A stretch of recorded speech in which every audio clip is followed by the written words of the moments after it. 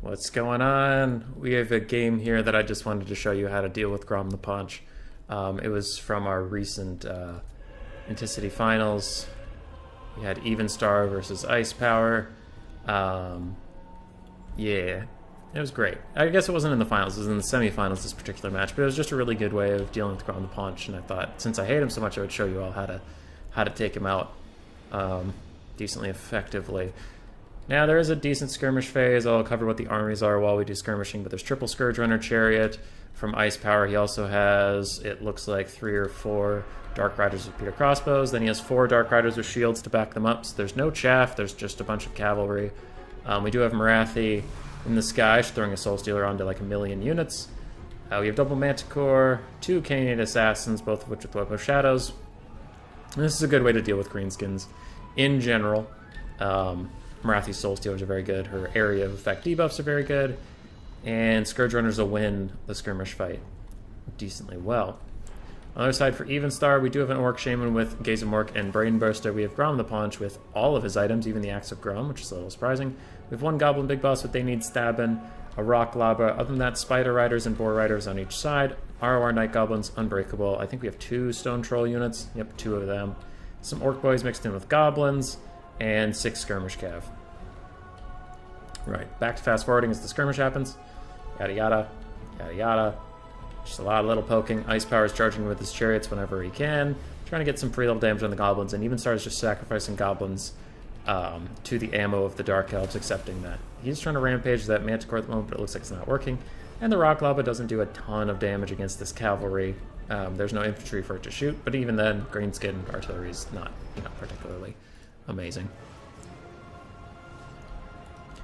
So yeah, that's still going strong. Even Star is thinking about going out. And while he has taken a lot of damage, it's not terrible for him yet. That looks bad, but Skirmish Cav is cheap. It's like 400 gold apiece. And it's decently wounded, so are some goblins, but his Stone Trolls are fine, Grom is fine, his Real Cav is fine. His Zeros are all fine. And for Ice Power's build, in case Mark misses there as the Manticore goes sideways, but as for Ice Power's build, these chariots, I mean, it's a lot of ranged focus. If these repeater crossbows and these chariots run out of ammo, his build's about out of juice. So, of course, the Greenskin's going to take more damage. Now, what Ice Power does here back and forth is something he always does very well, is just his nice, half-charge micro, where he'll get a free little charge in, some nice poke, and then immediately run away. He does overcommit slightly here to chase these Spider Riders, and it looks like some normal melee Spider Riders meet his Dark Riders, with Stone Trolls picking them off on the back. He does take a little bit of damage. Does look like they will get away just fine, though. Morathi and Double Manticores are now jumping in, trying to terror out off some Stone Trolls or something. Oh, I guess Grom is nearby. He doesn't give his ITP aura unless he's in melee combat with enemy troops, which is currently rolling through his own. And he does, Even Star's Grom the Punch does run away, leaving these Stone Trolls to fight Morathi all on her own. Now, she does have a Manticore helping her. This other Manticore has run away, and Dark Riders will pile in. That'll tear her out off 1 Stone Troll. Grom the Punch comes back in, and he is going to try to lay down some hurt. But as we mentioned, this is not going to go very well for him, because this is the Grom the Punch frickin' dies channel. We're ready to watch him go. So, we have Assassin's Trophy and Web of Shadows on Grom. We also had a Soul Steal in this area not too long ago. So anything that enters here is just getting AoE debuffed and blobbed down. You can see these Orc Boar Boys ran in and immediately died. Stone Trolls are also dying. Another Web of Shadows comes down as that other one wears off, so Goblin Big Boss is taking a ton of damage, Grom's taking a ton of damage. These Orc Boys that are flying into this Web of Shadows are also taking damage.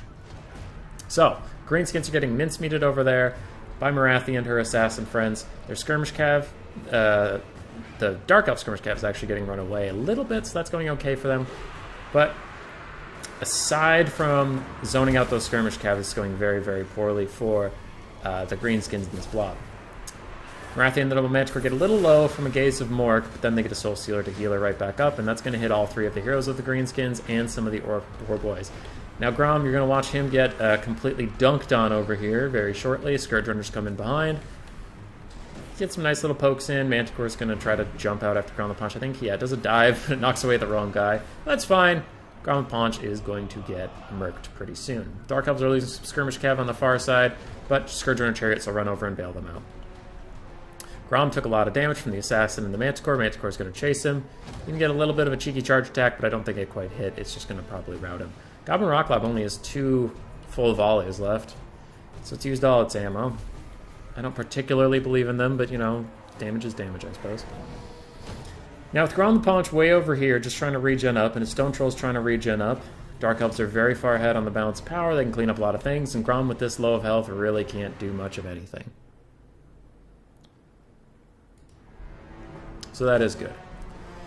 Doing just fine. Second Manticore is going to think about jumping in, but immediately jump out. And they decide not to fight the Orc Shaman and his support much longer. Scourger and Chariots using the last of their ammunition. Some of the Dark Riders with Peter Crossbows are rallying a little bit before his Goblin Spider Riders get onto another one, and potentially are going to rout that one off. But mostly it doesn't matter for the Dark Elves. They have what they need. They have their big single entity blob. Going to dive down here with the Scourge Runner Chariots, Morathian Double Manticore fighting off all of these cavalry. And the Boar Cav will run. This Goblin Big Boss will probably run. And they're even shattering. That's tough.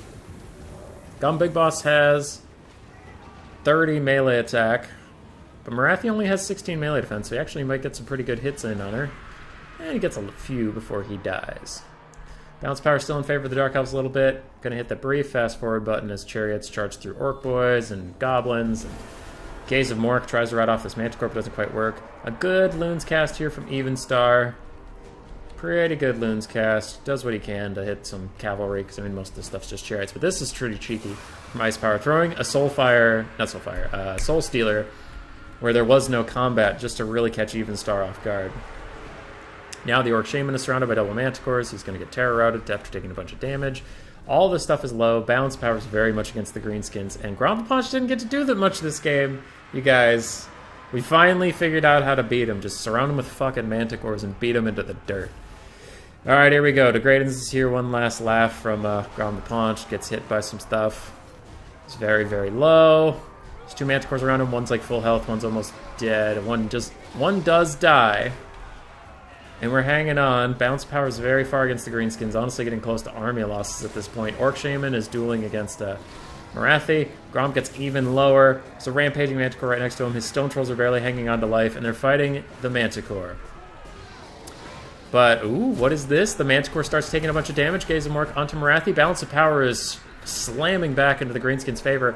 As that Manticore does rout, Grom the Paunch hangs on, while some of his nearby friends Terror rout off.